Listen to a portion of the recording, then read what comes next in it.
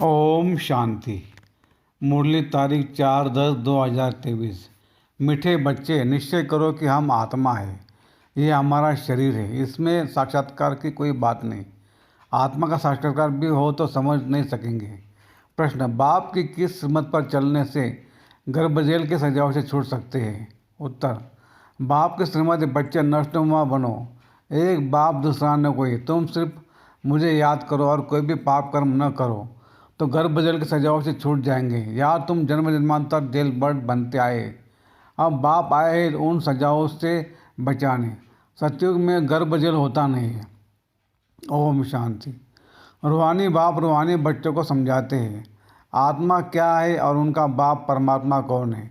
इसे फिर से समझाते हैं क्योंकि यह तो है पतित दुनिया। पतित हमेशा बेसमझ होते हैं, पावन दुनिया समझदार होती है। भारत पावन दुनिया अर्थात देवी देवताओं का राज्य था। इन लक्ष्मी नारायण का राज्य था। बड़े धनवान सुखी थे, परंतु भारतवासी इन बातों को समझते नहीं।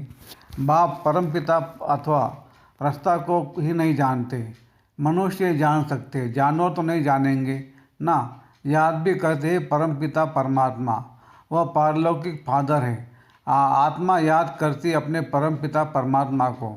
इस शरीर को जन्म देने वाला तो लौकिक फादर है और वह परमपिता परमात्मा है, पारलौकिक फादर। आत्माओं का बाप मनुष्य लक्ष्मी नारायण की पूजा करते हैं, समझते भी है यह सतयुग में थे और राम सीता त्रेता में थे। बाप आकर समझाते हैं बच्चे, तुम मुझ पारलौकिक बाप को जन्म जन्मांतर याद करते आए हो। गॉड फादर तो जरूर निराकार हुआ ना, हमारी आत्मा भी निराकार है ना, यह आकर साकार बनी है। यह थोड़ी सी बात भी कोई बुद्धि में नहीं आती।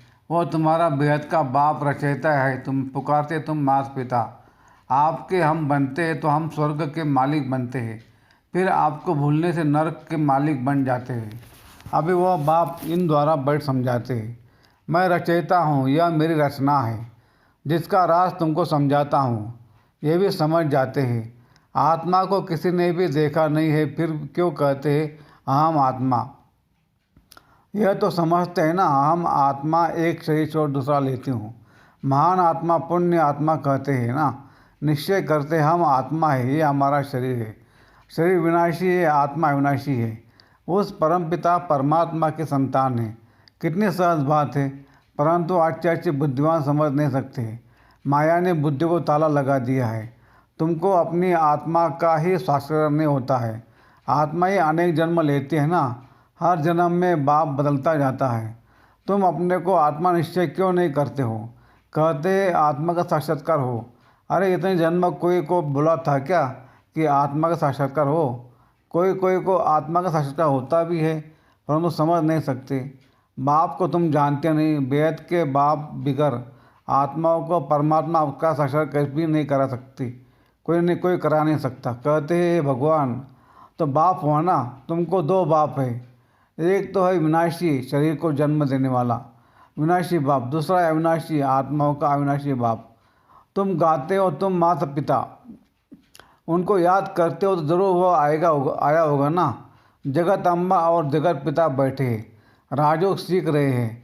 वैकुंठ में लक्ष्मी नारायण का राज्य था, वह भी भारत में ही थे ना। मनुष्य समझते ऊपर का स्वर्ग होगा। अरे लक्ष्मी नारायण का यह यादगार है, जरूर यही राज्य क्या होगा। यह दिलोड़ा मंदिर तुम्हारा अभी का यादगार बना हुआ है। तुम राजयोगी हो, अदर कुमार कुमारियाँ सब यहाँ बैठे हैं, उनका यादगार फिर भक्ति में बनता है ना। दिलोड़ा नाम का भी कोई अर्थ होगा ना। दिल लेने वाला कौन है? यह आदि देव और आदि देवी भी राजयोग सीख रहे हैं। यह भी याद करेंगे उस निराकार परम पिता परमात्मा को। वह है ऊंचे से उस ज्ञान का सागर। इस आदिदेव के शरीर में बैठ सब बच्चों को समझाते हैं यह मंदिर कब बना, क्यों बना, यह किन्नों का यह राजगार है, कुछ भी जानते नहीं हैं। देवियों का आदि के कितने नाम लेते हैं, काली, दुर्गा, अन्नपूर्णा। अब सारे विश्व की अन्नपूर्णा कौन होगी? कौन सी देवियाँ अन्न की पूर्ति करती है? तुम जानते हो भारत स्वर्ग था, वहाँ तो आता वैभव रहते। जबकि अभी 80-90 वर्ष पहले 10-12 अपनाने मन अनाज मिलता था, तो उससे पहले कितनी सस्ताई होगी। सत्युग में तो अनाज आदि बहुत सस्ता होता है, परंतु यह भी कोई समझते नहीं। बाप आकर तुम आत्माओं को पढ़ाते हैं, आत्मा इन कर्मकांडों सुनती है। आत्मा को यह आंखें मिलती है देखने के लिए, कान मिले सुनने के लिए। बाप कहते हैं मैं निराकार भी इस शरीर का आधार लेता हूँ। मुझे सदैव शिव ही कहते हैं। मनुष्यों ने बहुत नाम रखे, रुद्र, शिव, सोमनाथ, परंतु मेरा एक ही नाम है शिव, शिवाय नमः। भक्त भगवान को याद करते आए हैं। उनको 2500 वर्ष हुए। भक्ति मार्ग में पहले अव्यभिचारी भक्ति थी, अभी तो तुमने ठिक्कर बित्तर में डाल दिया है। अभी इस भक्ति का अंत है। सबको वापस ले जाने मैं आया हूँ। यह पुरानी दुनिया खत्म होनी है। बॉम्ब्स बने हुए हैं तो कितने में सब खलास हो जाएंगे। सत्युग में कितने, थोड़े सिर्फ 9 लाख होंगे, बाकी इतने सब कहाँ जाएंगे। यह लड़ाई अर्थक्वेक आदि होगी, विनाश तो जरूर होना है। ये प्रजापिता कितना ब्रह्मा कुमार कुमारियाँ है। ब्रह्मा का बाप कौन है? निराकार शिव। हम उनके पोतरे पोत्रियाँ हैं। शिव बाबा से हम वर्षा लेते हैं, तो उनको ही याद करना है। याद से ही पापों का बोझा उतरेगा। तुम जानते हो यह है ही विशेष पतित दुनिया। सत्युग है वैश्ले दुनिया। वहाँ विष विकार होता नहीं, कायदे अनुसार एक ही बच्चा होता है। कभी अकाले मृत्यु नहीं होती है ही सुखधाम। यहाँ तो कितना दुख है, परंतु यह बातें कोई भी जानते नहीं। गीता सुनाते हैं, श्रीमद् भगवत गीता, भगवानवास। अच्छा, भगवान कौन है? कह देते श्री कृष्ण। अरे वो तो छोटा बच्चा है, वो कैसे राजयोग सिखलाएगा? उस समय पति दुनिया थोड़ी है। सदगति के लिए राजयोग सिखलाने वाला तो यहाँ चाहिए। गीता में लिखा हुआ भी है, रुद्र गीता ज्ञान यज्ञ। श्री कृष्ण गीता ज्ञान यज्ञ तो है ही नहीं। यह ज्ञान यज्ञ कितने वर्षों से चलता आ रहा है। इनकी समाप्ति कब होगी? जब सारी सृष्टि इसमें स्वाहा होगी। यज्ञ समाप्त होता है तो उसमें सब कुछ स्वाहा करते हैं ना। यह यज्ञ भी अंत तक चलता रहेगा। यह पुरानी दुनिया खत्म होने वाली है। बाप कहते हैं मैं कालों का काल हूँ, सबको ले जाने के लिए आया हूँ। तुमको पढ़ा रहा हूँ कि तुम स्वर्ग के मालिक बनो। तुम जानते हो इस समय सभी मनुष्य मात्र सदा दुर्भाग्यशाली, सत्युग में थे सदा सौभाग्यशाली। यह फर्क सबको समझाना है। यहाँ आते हैं तो अच्छे से समझाते हैं, फिर घर जाते हैं तो सब खलास हो जाता है। जैसे गर्भजल में अंजाम वायदा कर आते हैं हम पाप नहीं करेंगे, फिर बाहर निकलते तो फिर पाप करने लग पड़ते हैं। जेल बर्ड्स होते हैं ना, इस समय जो भी मनुष्य मात्र है सब जेल बर्ड्स हैं। घड़ी घड़ी गर्भजल में जाकर सजाएं खाते हैं। बाप कहते हैं अभी तुमको गर्भजल बर्ड बनने से छुड़ाते हैं। सत्य में गर्भ को जेल नहीं करेंगे। तुमको इन सजाओं से बचाने आया हूँ। अब मुझे याद करो, कोई भी पाप नहीं करो, नष्ट मोह बनो। गाते हैं मेरा तो एक शिव बाबा दूसरा न कोई। यह कोई श्री कृष्ण की बात नहीं है। श्री कृष्ण तो थोड़ा जन्म ले अब आकर ब्रह्मा बना है, फिर वही श्री कृष्ण बनना है। इसलिए इस शरीर में प्रवेश किया है। यह बना बनाया ड्रामा है। अभी भगवान यह सूर्यवंशी चंद्रवंशी राजधानी स्थापन कर रहे हैं। तुम्हारे भविष्य के लिए प्रारब्ध बनाते हैं। अभी तुम पुरुषार्थ कर अनेक जन्मों के प्रारब्ध बना रहे हो बेहद के बाप द्वारा। जो बाप स्वर्ग का रचयिता है, यह बातें समझने की है। ड्रामा में हर एक एक्टर का अपना अपना पार्ट है। इसमें हम क्यों रोए पीटे? हम जीते जी उस एक बाप को याद करते हैं। इस शरीर की भी हमको परवाह नहीं। ये पुराना शरीर छूटे और हम बाबा के पास जाए। इस समय तुम भारत की कितनी सेवा करते हो, तुम्हारे नाम गाए हुए हैं। अन्नपूर्णा, दुर्गा, काली आदि आदि। बाकी काली कोई ऐसी भयानक शक्ल वाली व गणेश सुनने वाला थोड़ी ही होता है। मनुष्य तो मनुष्य ही होते हैं। अब बाप समझाते मैं तुम बच्चों को इन लक्ष्मी नारायण जैसा बना रहा हूँ। तुम निश्चय करो हम बाबा से स्वस्था ले रहे हैं, फिर भविष्य में जाकर प्रिंस प्रिंसेस बनेंगे। बाप तो स्वर्ग का रचयिता है, उनको कोई भी नहीं जानते। जगदम्बा को भी भूल गए हैं, जिसका मंदिर बना हुआ है। अभी वो चैतन्य में बैठे हैं। कलयुग के बाद फिर सतयुग होना है।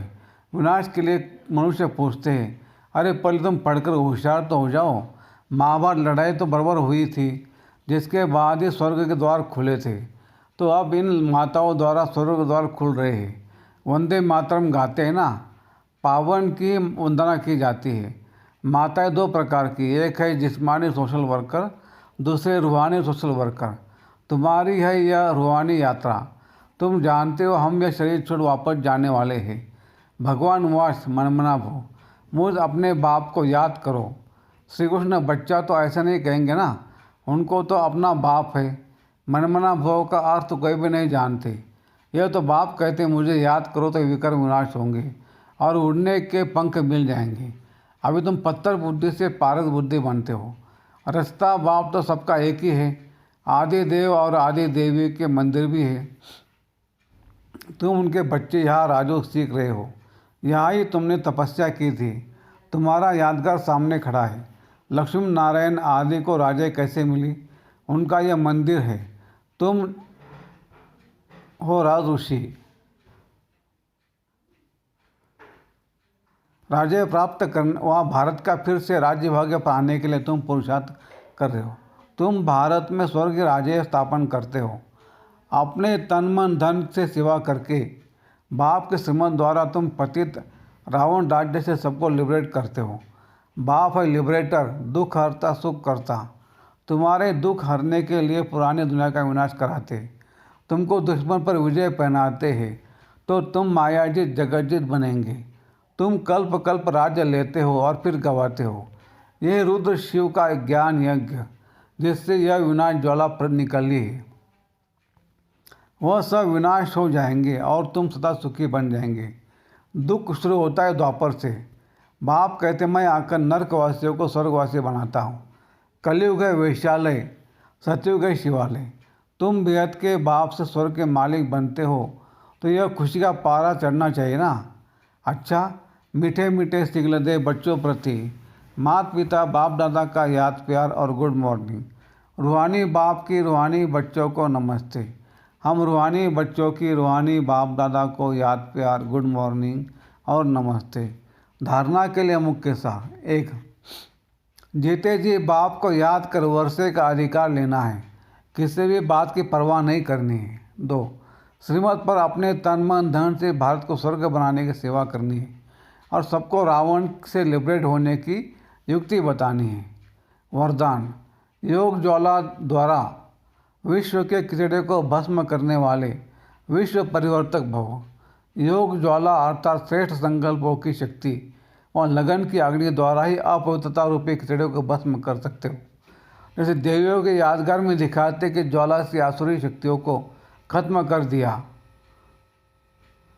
यह यादगार अभी का है, तो पहले ज्वाला रूप बन आसुरी संस्कार स्वभाव सब कुछ भस्म कर संपूर्ण पावन बनो। तब योग और पवित्रता की ज्वाला से विश्व के कीचड़े को भस्म कर विश्व परिवर्तक तन के निमित्त बनेंगे।